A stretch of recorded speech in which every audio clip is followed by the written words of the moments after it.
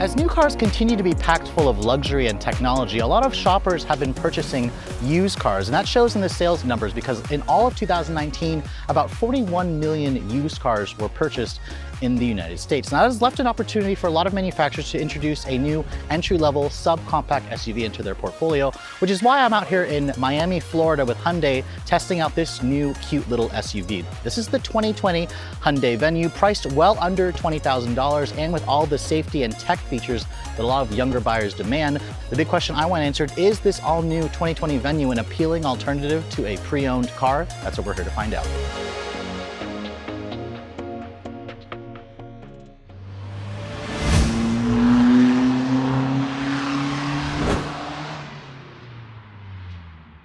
Now, typically with a vehicle like this, I don't start with underneath the hood, but remember, I actually reviewed this car when I was in Australia last summer, and the biggest change is the transmission for the US. Instead of that 6-speed automatic that I drove in Australia, we get a continuously variable transmission. Hyundai calls it an IVT.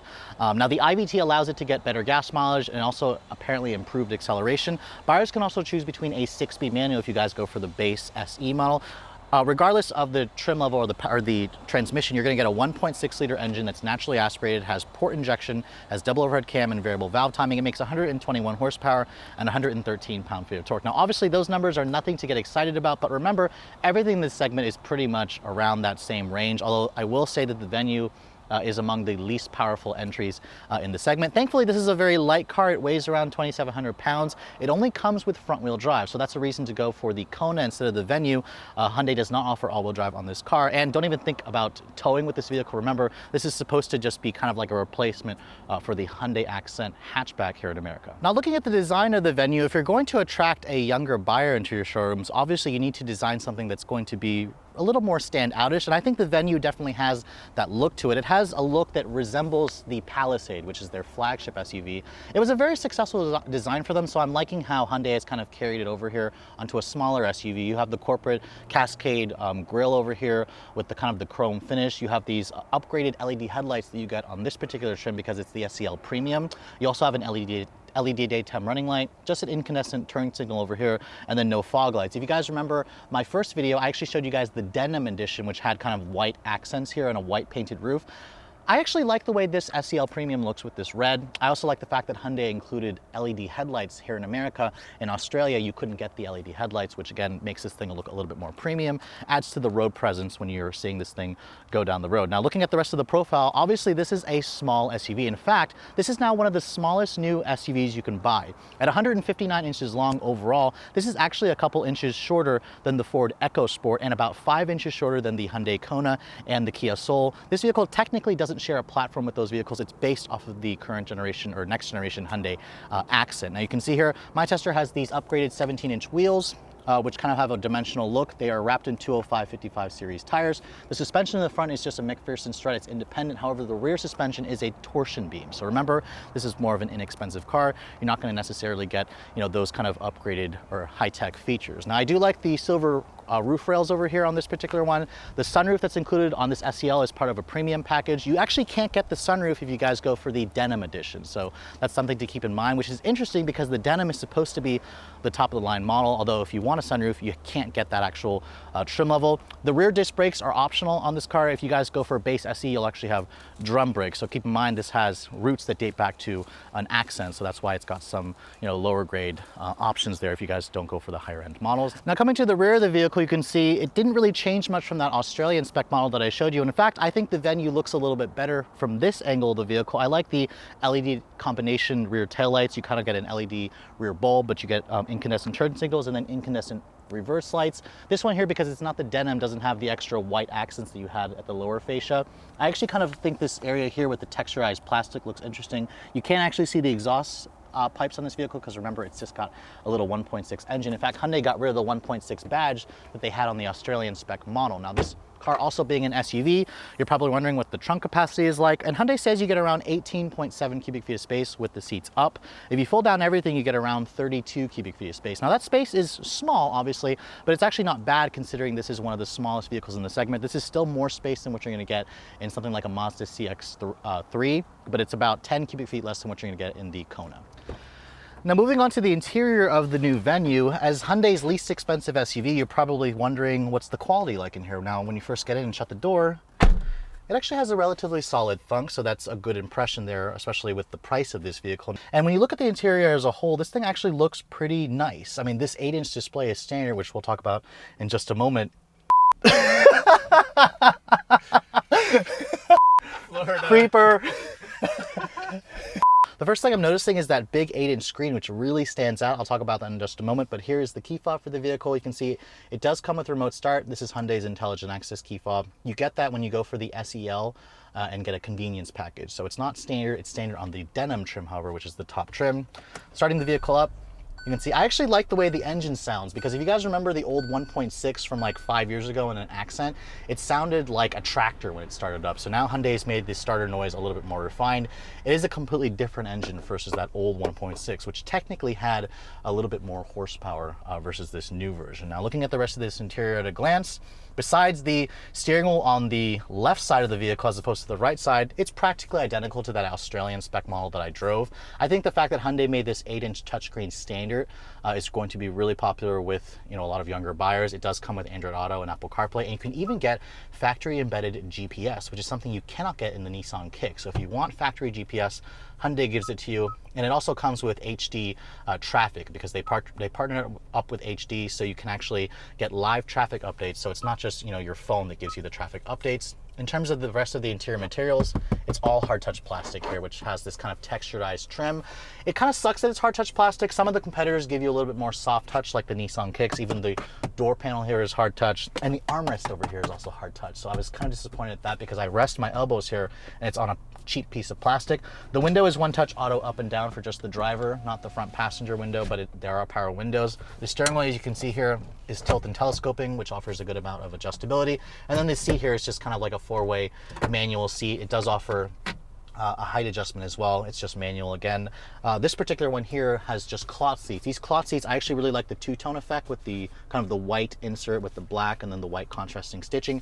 If you guys are looking for leather, Hyundai doesn't offer full leather, but you can get like a leather cloth blue combination if you guys go for the denim trim. It also includes 3-level heated seats, which is something that you couldn't get in that Australian model that I showed you. The gauges here, they're pretty familiar. If you guys have seen some of the newer Hyundai products, you kind of just have this very small 3.5-inch screen over there, this LCD screen, which does look a little bit small, but again, remember, this is kind of their entry-level product. I like the fact that the steering wheel here is wrapped in this very nice leather. You have your usual buttons here for your cruise control. This car does come with automatic emergency braking and lane keep assist as standard. Blind spot monitoring is optional as part of a convenience package, but if you're looking for adaptive cruise control, surprisingly, Hyundai doesn't offer it here. Now, looking at the rest of this over here, you can see the center stack. I mean, the GPS works fairly well. Hyundai's system here is very nice in the fact that it's very easy to use, and also comes with things like Apple CarPlay. So when you plug in your phone, it should automatically read the USB, and you can see there it gives you the Apple CarPlay, which is all very fast. It works very well, and you also have Android Auto. So this is something that's going to be very important with a lot of younger buyers. You also have a backup camera when you put this vehicle into reverse, which right now I've got Alex on autos behind there standing, and you can see his legs. But you can see there, it does have trajectory, and it doesn't have distance markers. But he's there over there saying hello. No parking sensors, which is something in Australia, they had parking sensors, which is nice. But the camera itself was reasonably good quality. Now down here you can see single zone automatic climate control. You have a USB port. There's no wireless charging pad here though. That's something that I thought Hyundai should consider adding. This controls the CVT transmission, which we'll talk about later on in the test drive. The drive mode selector here offers 3 modes here in America. There's a sport mode, a normal mode, and a snow mode. Now remember, this car is only a front wheel drive, but Hyundai says they actually had a demonstration when you put the car into snow mode. It has the ability to kind of break a slipping wheel on one side and transfer power over to the wheel on the other side that has traction. So theoretically, you could, drive this vehicle in the snow, obviously. But if you guys are looking for that all-weather traction with all-wheel drive, you still may want to consider the Kona. The front seats, I actually find them to be pretty supportive and comfortable. I actually like the cloth seats in this car, and typically I don't really like cloth. Above me, there's a nice sunroof here that is only on this SEL with the premium package. The denim model does not come with the sunroof. It's just a standard size sunroof. And then over here, the glove compartment kind of just cheaply falls. It's not lined with felt, but it is a pretty good size. There's also more storage over here. So overall, as kind of an entry-level car, their least expensive SUV, the materials aren't luxurious, but Hyundai kind of focused on the technology and throwing in a lot of features as standard. I think that's going to be really impressive for a lot of younger buyers. Now, even though the Venue is a very small car, the back seat actually has a surprisingly decent amount of space. Hyundai says you get around 34 inches of legroom back here, which is identical to what you're going to get in the Kona, which is a bigger vehicle by about 5 inches. In terms of space back here at 5'7", I have pretty good headroom. The sunroof, you can see, is taking up some of the head space. The floor down here is almost completely flat in the middle. There is a good amount of foot space underneath here. As you can see, there's no rear seat air vents, no heated rear seats. The seats themselves are reasonably comfortable, but I'm sad to see that there's no armrest over here. In fact, in terms of storage for the rear seat passengers, there's just one map pocket here. There's a little bit of storage in the doors, and then there's a door cup holder over here. But Hyundai, I think, should consider adding an armrest and giving rear seat passengers a little bit more in terms of cup holders and storage space.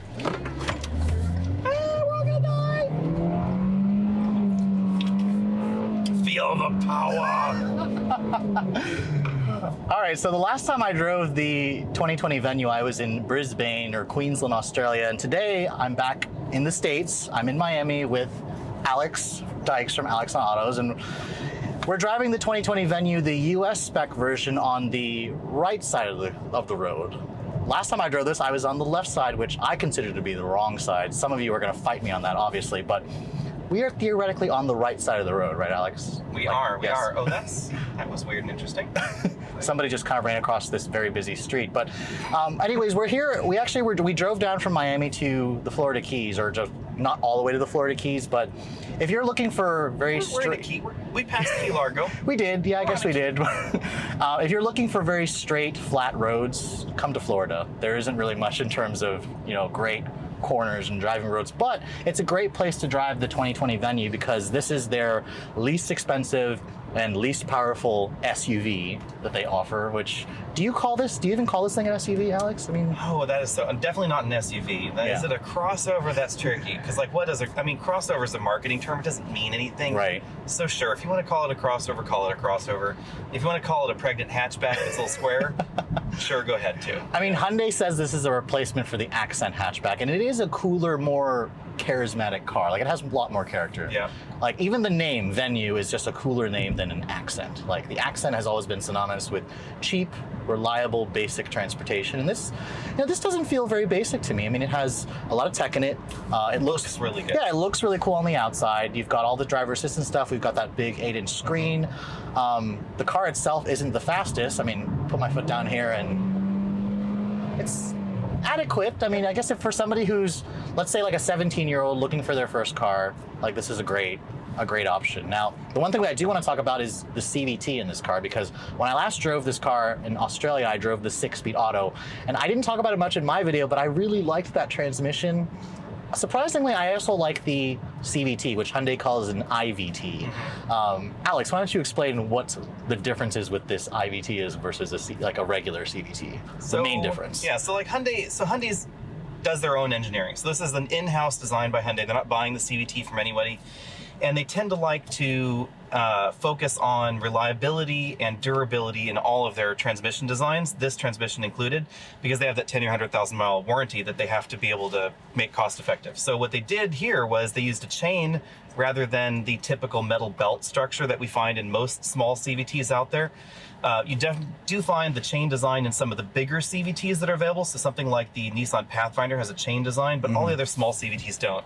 They also really focused on trying to expand the ratio spread, which means the difference between the absolute lowest ratio the transmission can give you and the absolute highest ratio. So they want the lowest ratio possible for better acceleration, and they want the highest ratio possible for better fuel economy. These are generally referred to or given in numbers to give you the distance between these two ratios. So this is good for about 7, whereas the average CVT out there is good for about 5 to 6. Right.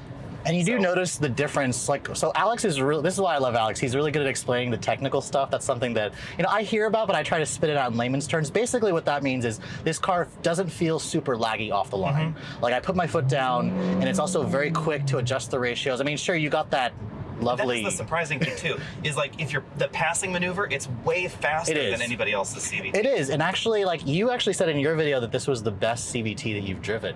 I did. Okay, I did. and that's a very bold claim, but I would have to agree. It's probably one of the most responsive CVTs I've driven. I just wish it was paired with a turbo engine. I just have to classify that. Is that being the best CVT you've ever driven to some people is like the best cup of coffee in England. You know, it's not difficult, right? Right. I mean, so 0 to 60 performance, Hyundai didn't give us a number, but I think it feels like 9.5, close to 10 seconds. Alex says under 9, like 8. I'm thinking it's going to be just barely under 9, and that's my guess. We'll see. I mean, she's not a fast car. This is definitely a car that, you know, Hyundai could obviously stuff a turbo in this motor. They have a 1.6 with a turbo. It would be nice to see like an N-line version with close to 200 horsepower. This thing would be fast. But because the CVT is so responsive, it actually makes for, you know, a decent drive. And also the one thing about this car that it's so small on the outside, it's so easy to drive, like in congested areas. The ride quality is also not terribly bad. It has that torsion beam in the back. You do feel that short wheelbase. You do. Yeah. I mean, it's got a 99-inch wheelbase, which is like, I think only the Minis and the Fiats are shorter than this car's wheelbase. So it's a small car, but it's going to be great for, you know, people who live in congested cities who constantly parallel park into tiny spaces and such. And the space in here is not bad. I mean, I'm in here, Alex is in here, and then my videographer is in the back seat, and the two of them are 6 feet tall and taller, and it seems like you're pretty comfortable, right, Alex? Comfortable. I found the back seats to be surprisingly comfortable because I have kind of a longer torso, and I've still got over an inch of headroom left back there. So this is way roomier feeling on the inside, I think, than the Versa. And the Versa is almost 2 feet longer. Yeah, and I think what it'll work really well for, you know, obviously the first-time buyer, like a high schooler who's going to pack this full of their tall friends and such. So you've got decent trunk space in the back. It's relatively refined in here. You know, the engine is obviously buzzy, but it's not any more buzzy than, you know, some of the competition. Actually, I would say this powertrain is better than what I drove in the Kicks and the CHR. It's just a better combination, even though this has technically less horsepower. I'd agree. And Hyundai's been really working hard to make everything smoother. So their engines are smoother, transmissions are smoother and more responsive. So really, as an entry-level car, I think this is actually not a bad effort. And it doesn't always feel like a cheap car. And that's the thing, is some of these entry-level cars, they feel horribly cheap. Like they feel like you've really skimped on like spending money and such. And this car is actually really, really not bad. I think one thing that I've noticed with Hyundai and their sister brand Kia lately is that it's not that Hyundai and Kia cut fewer corners than anybody else. They're all cutting the same corners. They're cutting the right corners, and they're getting better at knowing which ones are worth doing. I am a little sad that there's no soft touch armrest. I was going to get to that because they definitely gave us a great infotainment system and safety, but the door panels here are all very scratchy and hard, and my elbow rests here like all the time when we're driving. So they should have at least padded this. It wouldn't have. I don't think it would have cost that much money. But I mean, I have to say I like the Venue more than I thought I would. Originally, I was thinking this car is just another cheap small economy car or economy SUV that isn't really an SUV. In fact, I think they listed the ground clearance at 6.7 inches, and I was just like, I mean, that's maybe like an inch more than what you get in like a car. Like, but it's the same as the Cadillac XT6. I guess that has all-wheel drive, right? So, do you miss the fact that they don't offer all-wheel drive in this thing? I'm torn. It's like a small car like this. All-wheel drive would add weight, and weight means bad performance. I mean, like an HRV with all-wheel drive is super slow. Yeah. And that was another car that has a better powertrain than is the HRV for me, because that car with its 1.8, it's heavier. The Kia Soul is the best-selling entry in the segment. No all-wheel drive. No all-wheel drive, exactly. So, and plus, this thing doesn't really have enough horsepower to need all-wheel drive. If they did do an N version, that would be fun. That would be one that I'd probably say you should add all-wheel drive. But I mean, overall, very little complaints with the car. I like the way it looks. It's a comfortable car. It's cheap for gas. Like the trip computer here, right now it says 31 mpg, but earlier when we were just cruising on this very straight road going like 40, 50 miles an hour, it was showing 40 mpg. Yeah, but that's 31 mpg after we've been idling in a parking lot for an hour. Was that? Oh, that was me. Okay, I was like, my cameras went to sleep. Okay, how do I want to? I think that's pretty much. Is there something I forgot? You passed 2 cops going 8 miles an hour about that way. Are you sure? Yes. I was. They were sitting on the side. One looked at you, but they decided they'd like look somewhere else. And I was like, thank God. Oops. Now another part where Hyundai kind of went a little bit above and beyond is the driver assistance. This car has active lane keep assist. It has automatic emergency braking. Blind spot and rear cross traffic is optional, but they don't offer adaptive cruise control, which the Kicks didn't offer at first, but now they do. But it's standard on the CHR and HRV, which is a little bit more expensive. Yeah. I feel like Hyundai could easily just add it it as part of like a mid-cycle refresh. I don't really know how many buyers in this segment want the adaptive cruise control option, but I think, you know, for the younger buyer, for them at least making the automatic emergency braking standard, that was probably a good decision on their part. I'm a little bit surprised by that because by the time you get it to this model, which is $23,000, you do find other vehicles that are not direct competitors, but are similarly priced that have it standard. That's the tricky part, I think. And it probably has the hardware for it because most automatic emergency braking systems, Hyundai hasn't said specifically this one, most of them with pedestrian detection actually have a radar sensor up front. So it probably has the hardware that would be required, but not the software. Yes, yes. Oh, Oceanfront Estate. Pardon me, we'd just like to inspect and film a car here. We need to see how a car films here first. Does it look classy enough? Right, to tell if we are interested. Very busy road. I was convinced you were going to cut off that. Oh no! Hell no! Hell. And now the car's. I'm just gonna back. We're just crazy rich YouTubers. You know, this is my husband Sophie and our assistant Rob. Rob, carry those bags. Thank you for not calling me a pool boy. If Keith was here, he'd be the pool boy, right? What are you trying to say? Oh, old and fat for the pool. Oh, stop! That's not what I meant. Now I want to quickly show you guys a 0 to 60 test in this car because remember, CVT will put it into sport mode here. Sport mode. Which adds like 5 more horsepower, right, Alex? Nothing. It adds no horsepower. But it does change the throttle mapping. Yes. So let's see if it actually makes a difference when there's not And we noticed that on the highway, it definitely wants to hang on to those revs a little on the long side. Oh, there's so many cars and I need space. and power. Okay, after this Corolla goes. Yes, all right. All right, ready? Let's go.